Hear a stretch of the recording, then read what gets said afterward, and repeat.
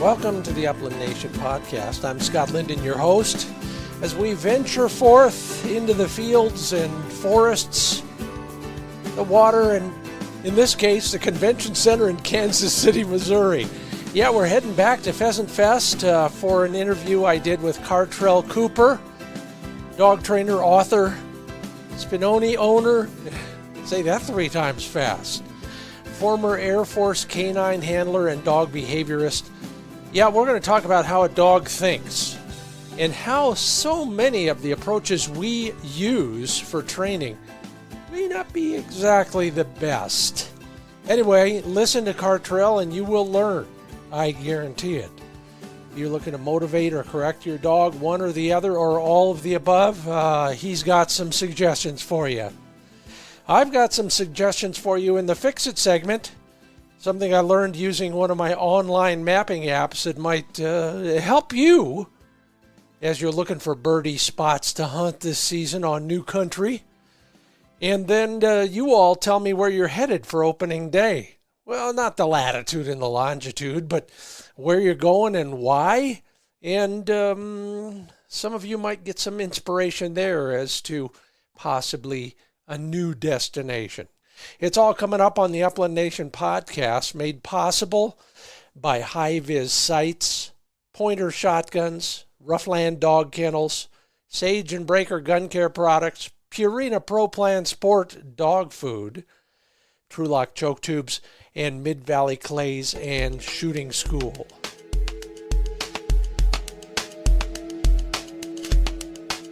Well, here it's about obedience and steadiness, still kind of, working on all of those things in multiple bird flushes in particular. Yeah, at that point in time, it's not instinct anymore. Once that dog hits a point, smells the smells and knows that you're there, it's obedience. Thank you again, Bob Ferris, for reminding me of that. On top of that, just trying to drill it in as we get closer and closer to opening day.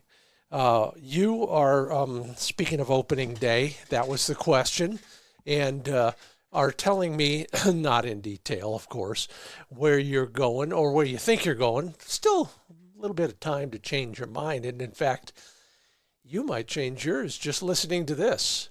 Mark Root is going to South Dakota. Good on you. Excellent. Self-hunt with my GWP. Hey, what a coincidence. Kyle Knight, first time in Montana after attending a NAVDA hunt test the day before. You know, I've tried to pull that off a few times and never. I better check the dates because I am headed for Montana myself. So thanks for the reminder, Kyle. Grant Goblish, new ground in an old favorite forest. I love those trips. In fact, I think I've written on this once or twice, and I'm still doing it. In fact, opening day of chukar season, I'm going to a spot that I used to drive past all the time on the way to some of my other favorite spots. This one, I've just been intrigued. I never looked left on that little road. I always looked right, hopefully, and I'm going to go left instead. Jeff Hansen's going to a favorite spot. George Cummins, boy, I wish I was going with you. Redfield, South Dakota for the opener. We had a wonderful time. We made some TV shows there years ago. Got there early enough to be invited to the high school state basketball tournament. And then they called us out onto the court. No, not to play, just to say hello to everybody. And don't you love high school girls basketball? What a game. It was a lot of fun. Thank you, everybody in Redfield, for that, by the way. And we had a lot of fun hunting, too, with all sorts of good friends. So hopefully we'll get back there someday. David Klopp is going to a favorite place, old favorite. Michael Augello is going to a new spot in an old area. Yeah, kind of like, me. And so is Colin Farrell. Start over in the Snake River. See how it's going and move from there. Yeah, as winter approaches, we can hunt until at least the end of January for chuckers in most of the West. So I'll leave the calendar open. I'll block out the dates, but I'll just look at the weather forecast and hopefully find some bare ground instead of tromping around in too much snow or mud. It's been working the last couple seasons. I'm going to keep it up. It sounds like you are too, Colin. Dale Whitehurst is going wherever the mood strikes me at the time. A lot to be said for that, isn't there, Dale? If you're lucky enough to have the time off, it's kind of like my weather-sensitive strategy. Joe Rundell, an old favorite, early season spot. He was counting down the number of days already. And then Robert Murphy, I hope more of us don't experience this, but I do remember one spot in particular in Montana. Going to a new location, my traditional hunting areas are overrun with noxious weeds, and they started running sheep through the area. Yeah, it's a blessing and a curse, I think. Maybe the sheep are doing what the goats do out here, and that is take down all those noxious weeds. They bring them in and they feed them on that stuff for a while, pull them off, and then you can do something with the bare ground, because literally that's what happens. Yeah, we had some goats on our place once. They were eating the bark on the junipers. I think they were left in a little bit too long. Anyway, Robert, I hope you find a new good spot and it becomes one of your regular stops from now on. Wherever you're going, have a good time. Maybe we'll see you out there. I'll be out in the Great Basin for one opening day. That's chuckers. I'll be over in Montana for another opening day for sharptails and huns. Well, I'll keep you posted as to how I do and what it's like out there. You do the same for me. Thanks a bunch. That part of the show brought to you by RuffLand Kennels, RUFF Land Kennels, RuffLandKennels.com.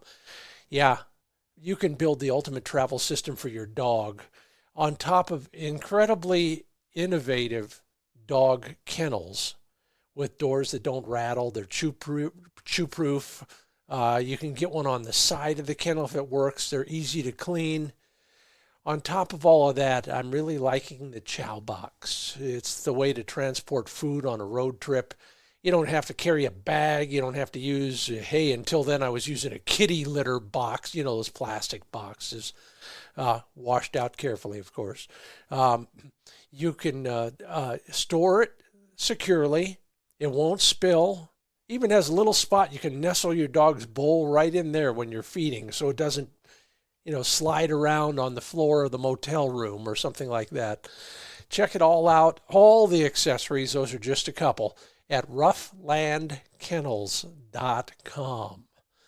And if you got a new hunter in the family or something along those lines, PointerShotguns.com is where you can get a good long look at the youth model over and unders. Pricing unbelievably good. And we admit it. Sometimes we're reluctant to spend a lot of money on a gun that our kid's going to grow out of. Well, that's the joy of these youth model Acreus over and unders. Get all the specs and take a look at all the finishes you can get the metal done with, from case coloring to Cerakote, everything in between, at PointerShotguns.com.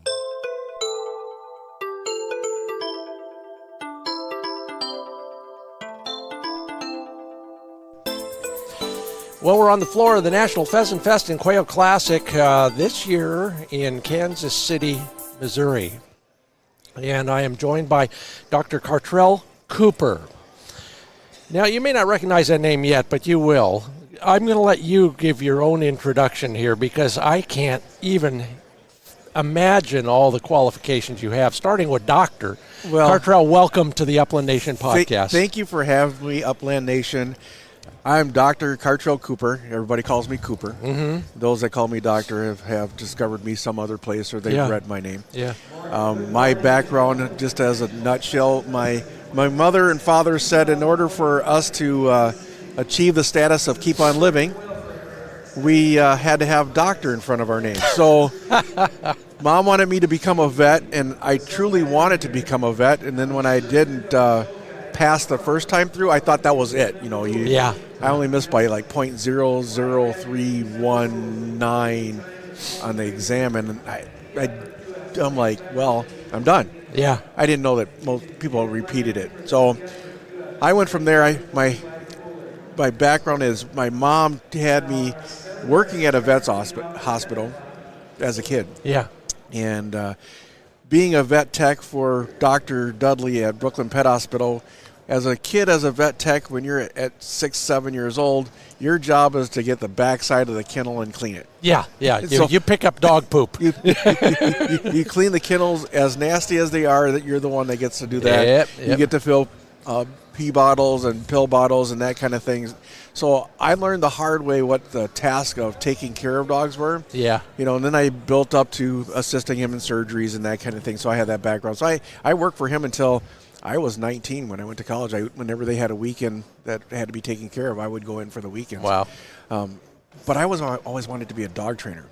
And my dad told me when I was in the 3rd grade, nope, you can't have a dog. Well, actually it was the 2nd grade. No, you can't have a dog. So I'm like, every book that I could find, every magazine that had a dog in the cover. And the only thing that was out there at that time was Bird Dog magazine.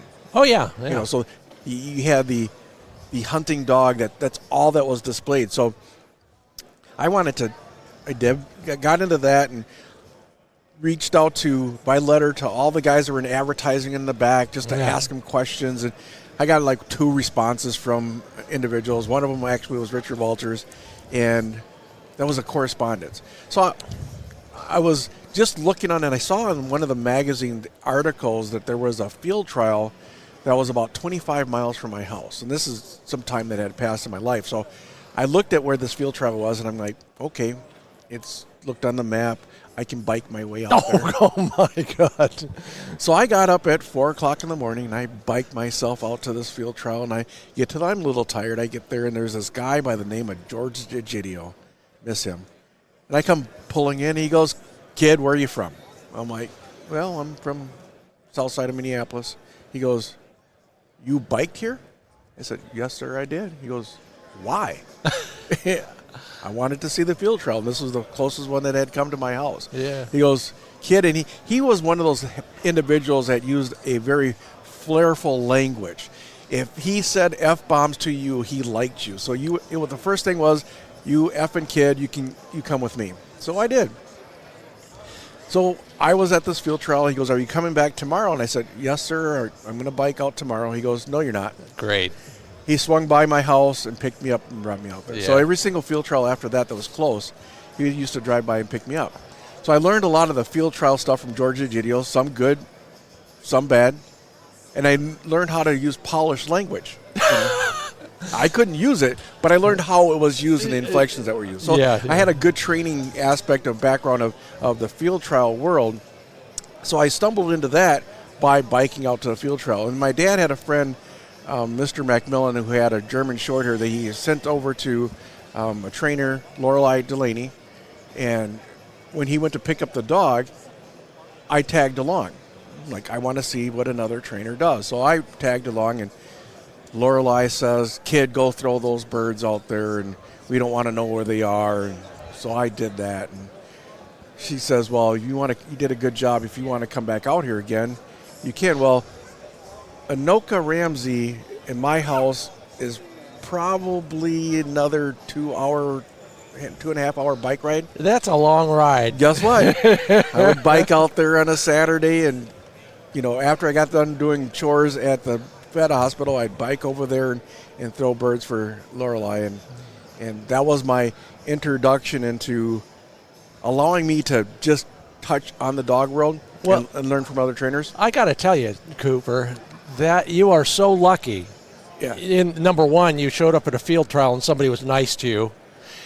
I meant that as a joke, everybody. Okay, no, but there's a lot of competitiveness there. It's pretty high energy stuff, Yeah. and so you scored. Yeah. And then even the veterinary background all has created this kind of body of knowledge in a guy who was very young at the time. Very much so. You were all of that, and it turned into, things we'll talk about in a moment. I want to, before I forget, I want to mention these 2 books in front of me here.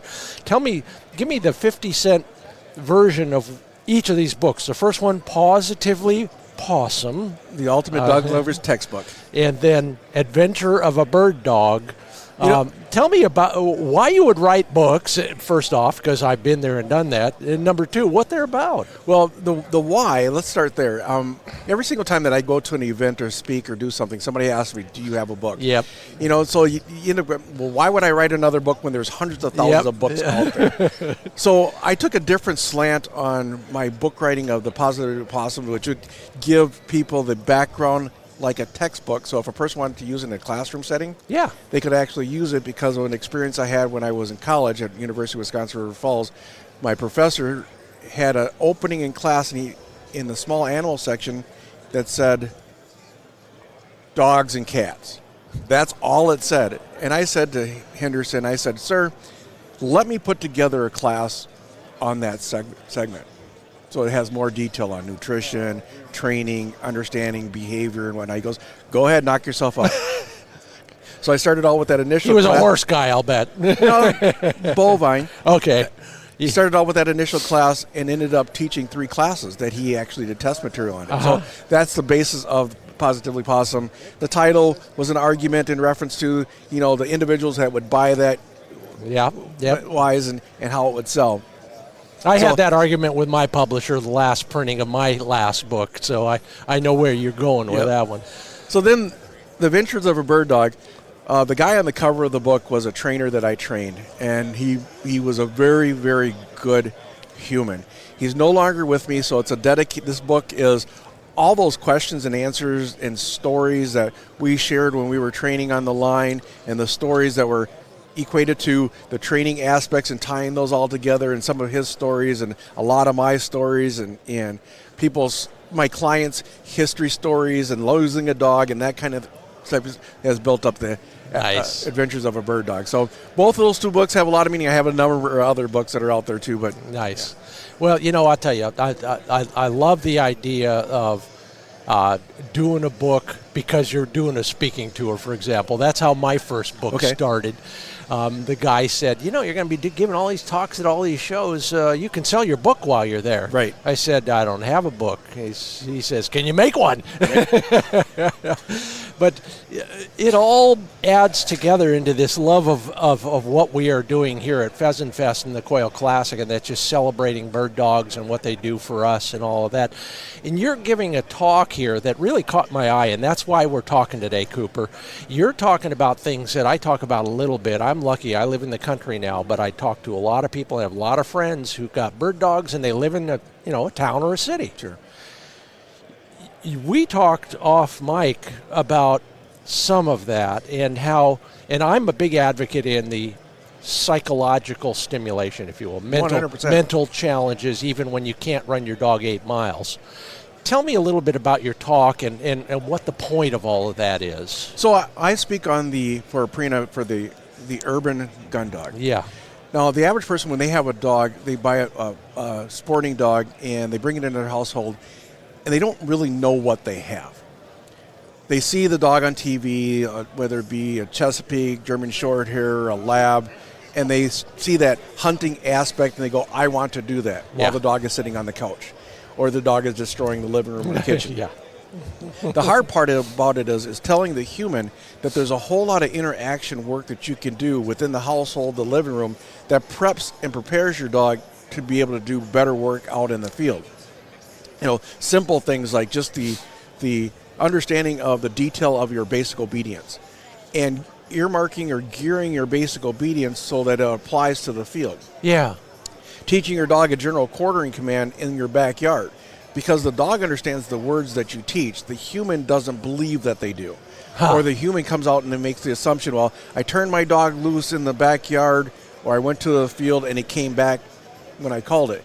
Did it or did it not? So then when you have a distraction or a bird gets up or something runs in front of it and they go to call it, it doesn't work. So the dog doesn't have those commands that are in place. So when you talk about the urban owner walks around with a lot of concepts, but the bridge to the training is lacking. They go to YouTube and they look at it and they see the polished trainer, they see the dog that's working in the field, they see the bird falling out of the sky, and they think by just buying whatever breed that they bought that they can turn around and go do that. So that's what I talk about on stage. Well, you used the term bridge once or twice, and I use the term nexus. Okay. We got theory and we got practice here, and how do we join them together? With whether it's a quartering command or all those obedience tasks, how do we make that happen?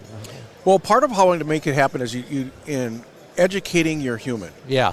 First of all, people want cause and effect and they want instantaneous results. So if you're going to give them that type of result and resolve, you have to structure or have them call Big D's dog training and have them give a plan that shows them how to do it, because it just isn't happenstance. So in order to tell them, you have to give them little segments to work on, like a lesson plan. Yeah. Or you have to back them back to almost grade school. Sure. Because if you talk high school, they skipped that, they zoned it out.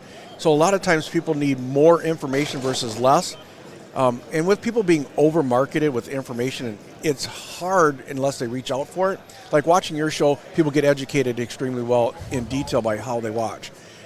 Hard part is reaching them. So when you have a venue like this that has the marketing ability to allow those urban people to see, this is what I need to do on the front end of my dog being turned loose in the field. This is what I need to do in my living room. I need to teach a hold command. I need to teach a quartering command, which I can do in my garage, or I can do in a hallway. I can teach an over and a back, or just those subtle details, because you're teaching the dog lines of communication versus happenstance. Yeah. The average person that takes their dog out is they take it, they turn it loose, the dog runs the field, and maybe it goes side to side because it's working the wind, or maybe it works a fence row, but that's the dog just doing it instinctually. And if the human being needs to direct, change, or control that behavior, they have no words to use. Yeah. So essentially, you're talking about yard training. Yep. Whether we live in an apartment or we have a backyard, or in my case, 1 million acres of public ground behind my house. What are the essential, or what are the best commands we can teach in a situation like that? I'll call it an urban setting. Give me an example. The key words, one is you want to have a stop action command. Yeah. Okay. Yeah. That is probably one of the most important commands that a person can have in an urban setting. I use no. You can use quit. You can say one of those type of things, just to make them stop in action. The other command for a field dog is your quartering style command, because it will control range and destination. Yeah. So if you have that quartering command, you have a range and destination. Next is your general come command, to stop whatever you're doing from point B to point A and come to me. The hard part about that particular command is people's belief in that command. When they say the word come to a dog, oftentimes that dog stops, looks back at them, and they think that the dog is just blowing them off because the dog's not coming to them. Rather than having them put the dog on a check cord and teaching that word when you say it by reeling them in, so the dog has a idea of what the word actually means versus the guesswork that they put on that. You know, you just did something. I'm a bad reader of human beings. I'm just a music major. You said the dog has an idea. You almost pointed at your eyes, and I thought, there's something there. Yeah. Is there a lot more in this, what the dog sees and then comprehends? You know, it's very true. I teach in a class, or whenever I'm talking to somebody, I say, you have to show your dog what you want. Most people try to tell their dog what they want. Well, how is the dog supposed to know? They never get the dictionary. They never get a memo from their mother that says this is what the human being is going to ask you to do. They're going to ask you to, well, you can be on the couch sometimes, but they're going to tell you don't chew the wood that they throw in the trash can. Yeah. But they allow you to chew the wood in the backyard. They don't get the memo. So you have to physically show the dog every single thing that you want them to do. If you want them to sit, you have to physically take your hands, put them in the sit position. You can stand over their head with a treat. Yeah. They'll drop their rear, But that's only because it's easier for them to see your hand. Uh-huh. They're not being, so when you ask them to do it and there's not a treat present, they don't do it. And the person goes, well, it knows the command. No, it doesn't. Yeah. It's just responding to your personal actions and your interaction. So you have to physically show. Okay, I get it. And I want you to take that to the next level. Let's end, many of us are against making a pointing dog sit, but we're going to use that example. Sure. And I'll tell you why. Okay, good. So you've just given me two versions of that. Hold the treat up. He sits down because he can see the treat better. Okay, wrong. But what about the right way? How do we stand and wait for him to sit down and then praise him and give the command? Teach me how to sit. So when I would teach a dog to sit, and my treats never come out, I never bring out a treat whatsoever, okay? The dog's standing there. I'll put my hand on its chest, and usually I start at a puppy. Yeah. Run my hand down its back, tuck the tail. If you watch what a dog does as soon as you put his hand on its bum, it bends its knees. Well, you're halfway there. Right. So now, with that light pressure, you just tell him to sit. So you're showing him the body mechanics of your request. Now, the other formula that I give the human, because this is the formula for human, is 1,000 presentations. Yeah. With your hands. Yeah. For your dog to do it one time off leash. Yeah.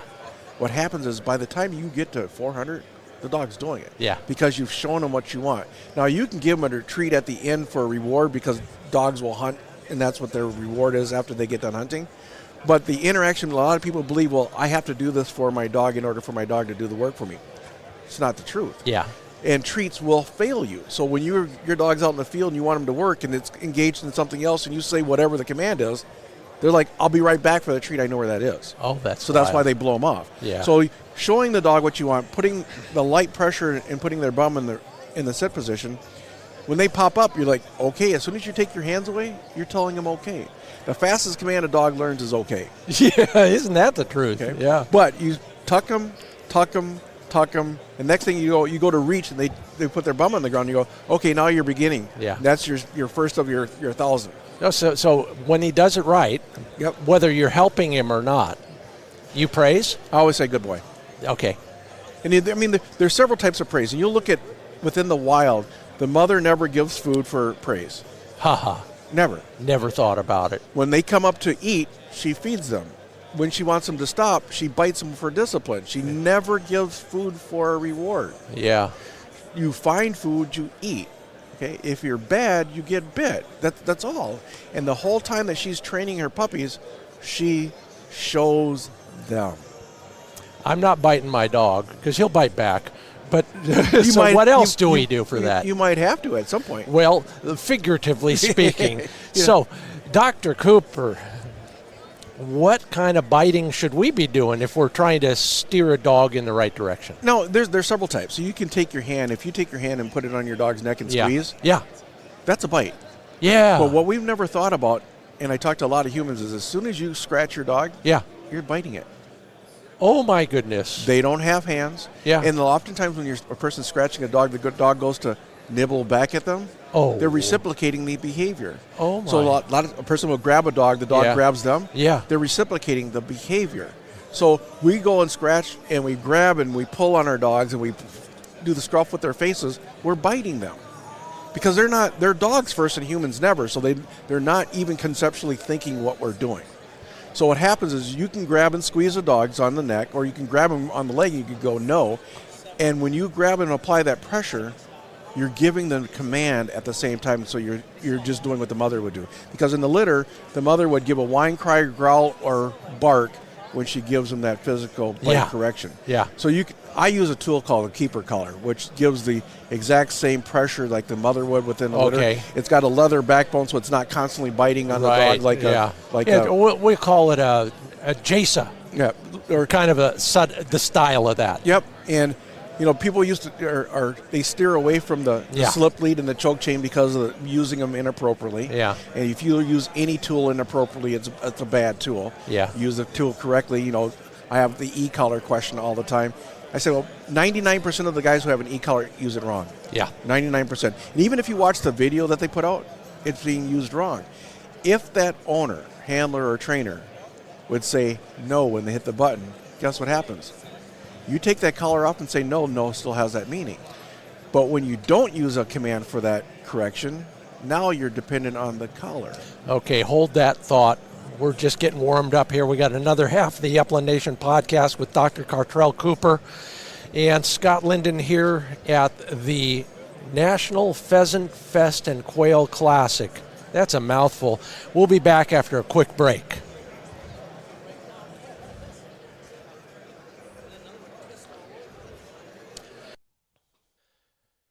Well, our first foray into Kansas City again is brought to you by Pro Plan Sport dog food for active, hardworking dogs. You know, only one brand fuels the most sporting dog champions.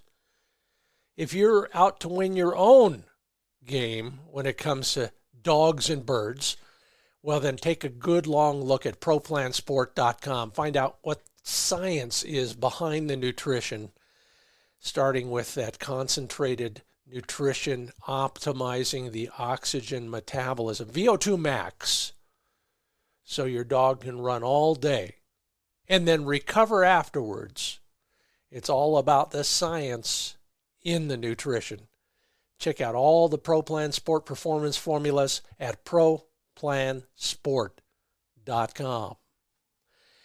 And my good friend Fred Boehm at Sage and Breaker tells me they've got a limited run of those new, beautiful leather choke tube cases. So if you're looking for those, now's the time. Jump on that right now. And he reminds me, whenever I interact with him, he reminds me that the best companies in our world are made up of problem solvers who live our life and are passionate about it. Well, that's Sage and Breaker. You've probably seen Fred's social posts. He is an incredible... Hey, Sage and Breaker were his original bird dogs. So, you know, he's in there with us on that kind of stuff. He's creating original designs, not chasing dollars. He's trying to serve you, just like, well, so many others in our world. You want to learn more about their philosophy and what's new, go to sageandbreaker.com.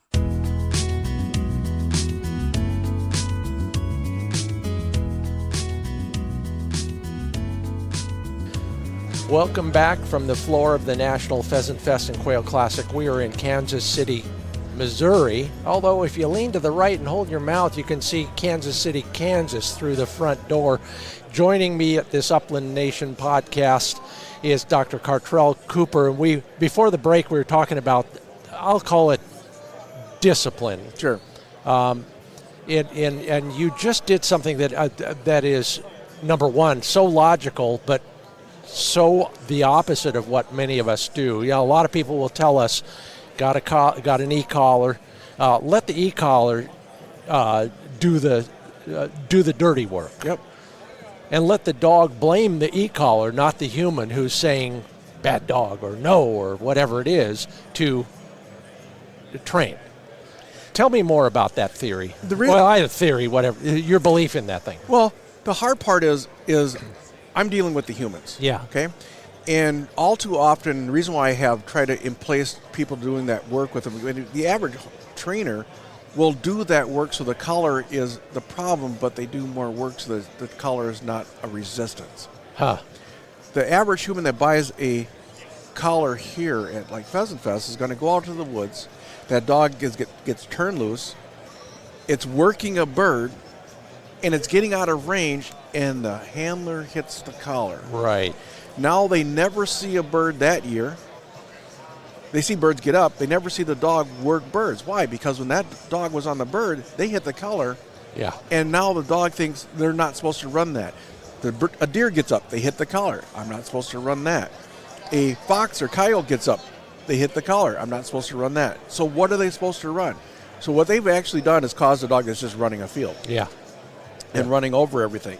But if you give them the human the tool to say no when they hit the collar, because they're going to say when the dog's going to the trash, they're going to say no. When the dog goes to run out the door and they don't want it to, they're going to say no. But if you give a physical side to that correction, now when they hit the collar and say no, guess what? That's all that means. Yeah. I want you to stop doing that action. That bird's not the one that I want you to stop.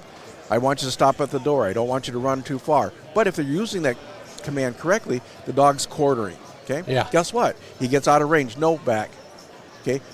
No drop. He picks up a bone that leave it. So you have the communication line. My thinking process to the human is we talk a lot. And the number one communication piece that people say is we need to communicate better. But we forget the dialect that we give to our dog and make the assumption that they know what we're talking about. You know, that is so true. I've seen that. I've been guilty of it many, many times.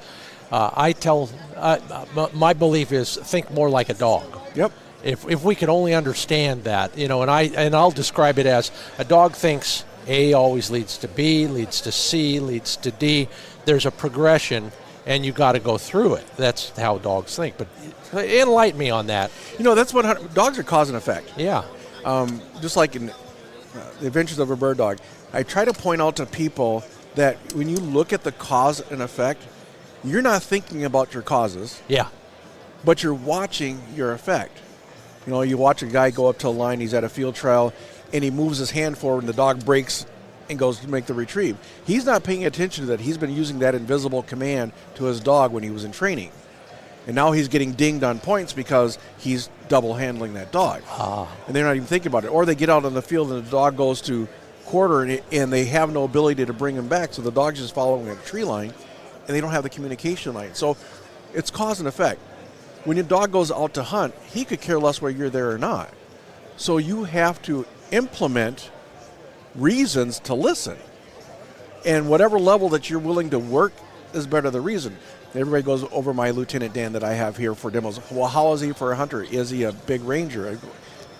Where I hunt, I don't want him 400 yards away. Yes, I hunt the woods in Minnesota, but if I hunt Kansas, I'm sorry. I still don't want him 400 yards away because I'm not going to be on horseback. When he finds that cubby he's on point, I'm hoping I'm closer so that I don't have to walk all the way there because he bypassed 4 other cubbies, because if you look at that big range, they always bypass something. So it's just understanding what you need out of your dog and being able to communicate to the dog what you need out of him. You know, I always suggest people pay more attention to what the dog's doing and think about what the dog's thinking. And you in your work, advising people, writing books about this sort of thing, and then speaking, would you agree we don't pay enough attention to our dog? This is the line that I always say: a dog's a dog first and a human never. Yes. And the human doesn't pay attention because they treat the dog like a human. They think it's going to reason things like a human. They think they're going to understand things like a human. And I say regularly, you put a book in front of a dog, come back half hour later, give him a test, he's going to fail. You put an e-collar on the table in front of the dog, bypass it 4 or 5 times, take him out to the woods, he's going to fail. Why? Because the human hasn't put the information in. It's no different than if you take a child and don't teach the child to come, you don't teach the child manners, you don't teach the child discipline, and you don't teach them, if you don't teach them discipline, they can't learn. If you don't have structure and discipline with a dog, you have instinct, and the instinct of every single dog out there does not include the human. Not even a little bit. No matter what dog you buy, instinct has never included the human. So if the instinct doesn't include the human, everything that your dog does is instinctual unless you, once again, bridge that information. The dog is going to do whatever it wants. Yeah. And it does not include the human. It's going to go out hunting, and you might get lucky because the dog locks up on point, and you're able to walk up and shoot the bird, and then it takes off and goes to do something else, and it's not including you. Oh, my dog's a great hunter. Well, let's go home. Where is he? Whistle, whistle, whistle, call, call, call, whistle, whistle, whistle, call, call, call, and he's locked up on point in some thick stuff, and you don't know where he's at. Yeah. But if you have the training in, you don't have the fear of calling your dog off something. You know, most guys go, well, I don't want to call my dog off a bird. Well, sometimes you're going to have to. That dog flights over a road. You got a tractor coming down. You got to call that dog off a bird. Yeah. So you do that in your training scenario, so you have that communication, so you're not killing your dog's drive. Also, you mentioned earlier about teaching your dogs to sit. Well, the human being goes, well, I don't want to teach my dog to sit because it's going to not point in the field. You show me one time that all the dogs that I've ever trained to do both has ever sat in the field. They might lay down on a hot day, But all of them will on a hot day. Yeah. But none of them will ever sit because that's not the direction that they're doing. So good. And I've seen other philosophies that would support what you're just suggesting. Is there a good reason to teach a pointing dog to sit? Lots of them. Talk to me. Dogs jumping up on their neighbors and friends. Yeah. Okay. Teach them to sit. Yeah. Dogs that bolt out the door. Teach them to sit. Dogs that you want them away from the table to stop them from begging. Teach them to sit or lay down. But if you look at sit as a word, it's just a building block of commands. Yeah. Whether you use stand or whoa, it's just a building block of commands. And the reason why you look at as a command is because you want to be able to tell your dog what you need to do when you need them to do it. Right. No is a stop command. Sit is an action command. Down is an action command. Come is an action command. And stay is a stay place or don't move command. And all that structural conversation allows the dog to understand, okay, mom or dad wants me to do something in this scenario. But guess what? You're walking through Pheasant Fest and you tell your dog to heel. I want you to walk by my side calmly. It wants to engage and jump on it. I want you to sit, so therefore I have control. If the dog is standing, you have less control. Yeah. Because they are mobile. Yeah. If you have them sit, you have that 1 second, especially on your young dogs, you have that 1 second to have them do something else. And you look at the field trial retriever guys, all their dogs sit. Sure. But when they take them out grouse or pheasant hunting, they never sit in the woods. Of course. Yeah. So that's an old concept, and the reason why that concept was there is because you had a lot of field trial guys that were trying to make the dividing line between field trial and obedience, and most of them didn't understand it. Yeah. Okay. Yeah. They broke a dog, but that's what and all they knew. With my experience of training bomb dogs, drug dogs, search and rescue dogs, pinpointing, making a dog pinpoint a scent and going to the sit position. You look at a lot of the nose work sports now, people don't have the education in it, so they just let a dog drive line in with no response. So guess what? They're haphazard. Yeah. But if they teach them the response, that's just communication with your dog. Hey, this is what I'm talking about. And the dog has the ability to communicate back to you in a situation. Nice. All right, I'm going to be selfish for a minute because Sure, go ahead. seldom have the chance to talk with a guy with such insight. I want my wire hair to lay down. Okay. There are times when he should lay down, primarily if we're in a puddle and it's a hot day and he needs to cool off. Sure. Or on cool, damp earth for the very same reason. And I've never taught it. So do I start with sit? And then where do I go? Okay, it would be easier to start with sit. Okay. If you place them in the sit position, you have less muscle to fight. Yeah. Especially on an older dog. Sure. But here's the key. You take your index finger and thumb, slide it up to where the shoulder blades come in, the withers, and you take and put your index finger and thumb and press right there with light, constant, even pressure. On the shoulder blades? Right behind the shoulder blades. Your fingers are going to fit in there perfectly. You take light, constant, even pressure, what's going to happen is your dog is going to fatigue down. Oh. Well, what happens is you're teaching them that movement skill. Yeah. You're not shoving them down to the ground. You're just light, constant, even pressure. What happens is the first time that you do it, your dog might fight it a little bit. The second time that you do it, your dog might fight it a little bit. The third time, your dog's going to go.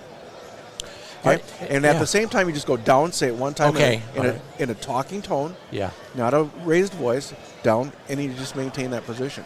Yeah. And just wait them out the first time. Don't get in a hurry and go down, frustration, yell, down. No, you put your fingers there, light, constant, even pressure. Yeah. And it's physics. They're going to go down. I do a example all the time. I tell a guy to spread his legs, and I take my hand, and I put it on the side, and I push really hard. Yeah. And they brace, and I go, watch this. They push really hard, and they brace again. Now I take the guy and said, don't let me push you. And I take two fingers with light, constant, even pressure, using less energy and less force, and they can't stop the action. So that's what you're doing to your dog. You're using that physics to teach them to lay down, because as you do it that way, they fold their legs down, so now you have the ability to communicate, this is what I want you to do with your body posture. Well, it sounds easy, but it is easy. It really is. It's way easier than every other version of this story I've heard. You can put the treat in front of them. Yeah. Here's the funny part about that. The treat does work. It takes more repetitions. Sure. Okay. The hand leash, collar, drag them down. It works. It takes more repetitions. Yep. Because one, as soon as you put that kind of pressure on a leash on the dog's neck, it fights it. Yes. So what you're doing is you're taking a technique that the dog doesn't have to fight. So now you're not breaking that thinking process in their mind of, oh, you're attacking me, so I have to resist because this is a fight-dog struggle, because dogs don't go down like that. If you look at a mother, how she teaches a puppy to go down, she'll put her paw over the dog's back and they sit it there. They lay down. Uh-huh. So it's the exact same technique that the mom uses. Yeah. If the mom goes and grabs the neck to go down, the dog braces, because that's a breeding behavior to stand in posture, or a fighting behavior to stand in posture. Anytime you put that pressure on, the dog goes fight behavior, stand in posture. Wow. Boy, you're changing my viewpoint completely. Dr. Cartrell Cooper, author of Adventure of a Bird Dog and Positively Possum. Those are just two of the books. Hey, where do we go if we want to get those books? Well, you can get them on Amazon. Okay. You can go to Big D's Dog Training. Find me on Facebook. Yeah. Big D's Dog Training. Cartrell Cooper. We'll get them out to them directly, and if they want a signed copy, we're more than happy to get them to them. Excellent. Let's talk a little bit more about one of the things that is high on everybody's priority list who's listening to us right now. We got a pointing breed, and they're doing great, and then that instinct kicks in, and they actually point a bird or a covey of birds. In a training situation, if we want to extend that, we want that dog to be steady. Sure. Okay. Whether it's to wing shot or fall or all the above in an earthquake plus a plane crash. What are some of the things? Give me the mindset that will help us do that. What I would say to everybody is break it down in segments. So you take those distractions and those bombs and planes crashing, and you break it down in segments. You'll give your dog a strong whoa command. So you want to do your table work, you want to do your bench work, you want to do your truck work. I mean, and I do the standing stone as well. So it's any type of round, uncomfortable surface that you put your dog on. So they learn that steadiness first. Once you have your dog that's commanded steady, so you can walk and whoa, and they lock that up, they're not ready for any of those true distractions. Now, you might hunt them a little bit, but they're not ready to be steady until you do that heavy whoa work. When they move a paw, they're not ready. Yeah. Okay? If you can tuck their leg and take great pictures and have them stand there for 15 minutes, they're just beginning to be ready. So and it doesn't take them long to get there, but that leg work has to be in. So now, once you've got them steady, rolling tennis ball between their legs, they move their head, no steady. So are we correcting? Are we doing something at that point? Yeah. That's one of those stages when you're looking at your whoa work and steady work, that's you're still on leash and collar. Yes. So you don't jump to e-collar first. Yeah. Don't jump to the pinch first. Just work on leash and a keeper collar, because it's the easiest one that gives the least amount of resistance to the dog, and it's something that they understand instantaneously without having the idea of pain action. Okay. So the dog goes to move, correction with the keeper on lead, whoa. Dog goes to take and all that's doing is giving them a bite. Sure. The same way that the mother would. Yeah. So rather than having them resist it, they're just being corrected for the movement. Yeah. But if you've done your obedience, you've done your no work, when you say no and you give the correction, guess what? Your dog's just going, oh, you don't want me to do that. Yeah. Got it. So now you take that multiple bump. I usually use scented tennis balls. Sure. And a tree bunch. So I pull it out. They bounce all around. Guess what? That's your multiple covey. Yes. So now the dog's looking at all that movement. Yeah. Well, so then they start using their eyes instead of moving their head. Boy, if only.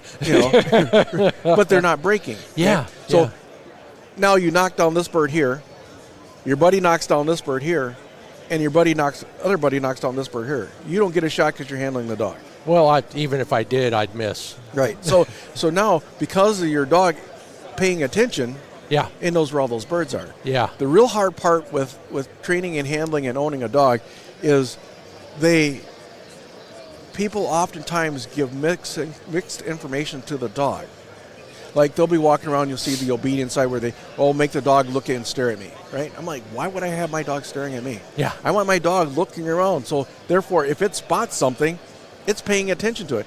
I used to have an instructor who's, you want your dog engaged. We were doing bomb dog work. When you go in, you want your dog engaged. And I'm like, I'm trusting my dog's eyes and my dog's nose. Yeah. He knows where I am.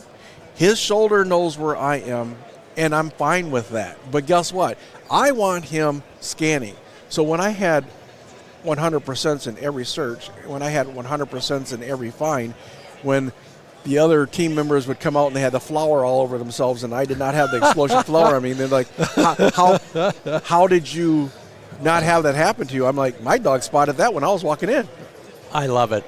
So more communication, more showing the dog, gives you better understanding. So when you look at that wool work and you give that dog that identification, you have a working team, because the more work you do, the easier it is to read your dog. Yeah. The more work you do, the better it is to understand them, and then they can reciprocate what you ask, so it makes it look like they're pros. You know, out of all of that, I'm saying, we need to put a little more trust in the dog. I don't trust my dog. Okay. I don't trust him. So I read it. I failed my test. I got flour all over me. No, I trust him. We got to be aware of our dog a little bit more. 100%. And we have to presume the dog doesn't think like us. Not even a little bit. Yeah. That, that's a great discussion always is, well, my dog did this because, is what you hear people say. Yep. And I go, really? I had a consultation with a lady last night, and she goes, well, I've done all this work with this dog, and it's not doing right. I said, you've done nothing. You're telling me you got payment in advance on this one, I hope. Well, no, but I showed her how she had done nothing. Yeah. If I tell my dog that it's dropping birds in the field, well, it found it, it picked it up. It's, well, you need to go out there and pick it up and bring it back. Why?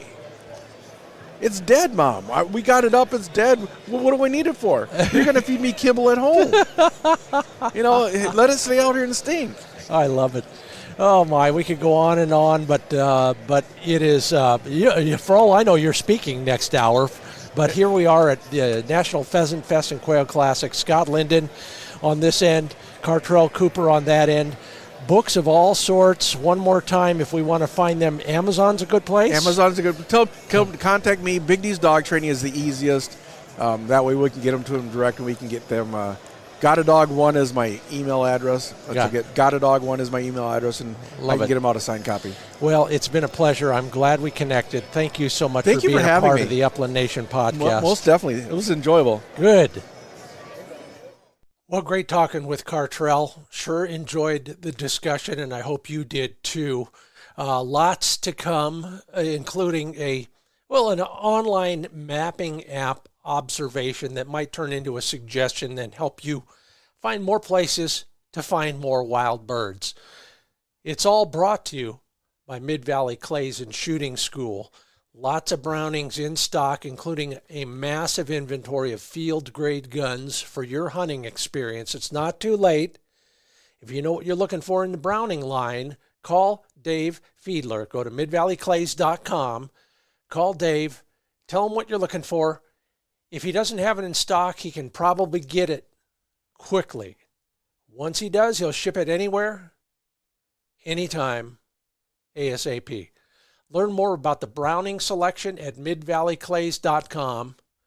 Always a ton of sub-gauge guns in stock as well. So check it all out at midvalleyclays.com. This week in the Fix It segment, something I keep learning and keep forgetting, and I apologize, but maybe you are too. I thought if I'm having problems, maybe you are too. When it comes to scouting new ground with our online mapping apps, it's hard enough anywhere, but in the West, most of the time, what we need to find if we're going to find wild birds is water sources. And some of those are easy. You just flick on the topo map layer and you look for blue. Streams, ponds, springs. That works pretty well.